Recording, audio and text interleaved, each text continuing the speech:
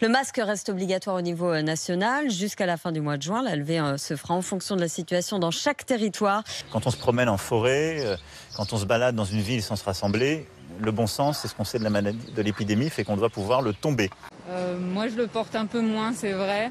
Là, à cette heure-là, il y a pas mal de monde dans la rue, donc je le garde, mais c'est vrai que ça devient compliqué avec les gens en terrasse, en plus, qui font la queue.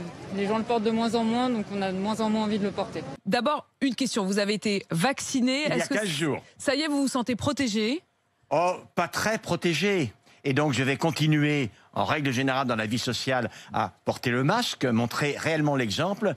Mais on va dire, à 3 mètres de vous, dans ce studio, eh bien, je l'avais annoncé. Voilà. Ah, il faut mettre le masque, par contre. Donc nous avons le droit depuis quelques jours de ne pas porter de masque. Et du coup, quand on rentre sur la terrasse à l'établissement, nous devons mettre le masque. Je parle en clientèle et nous, évidemment, on doit le porter tout le temps. En PACA, comme Daniel Gagnon, une quinzaine de maires envisagent de lever l'obligation de porter le masque en extérieur. Non, moi je trouve ça très bien. Il faut l'avoir du moment qu'on sort de chez soi et qu'on est dans un endroit public, il faut avoir un masque. Pour moi, c'est hyper important. Moi, je suis pour le port du masque de toute façon. Donc, je l'ai mis dès le début pour préserver les autres et soi-même.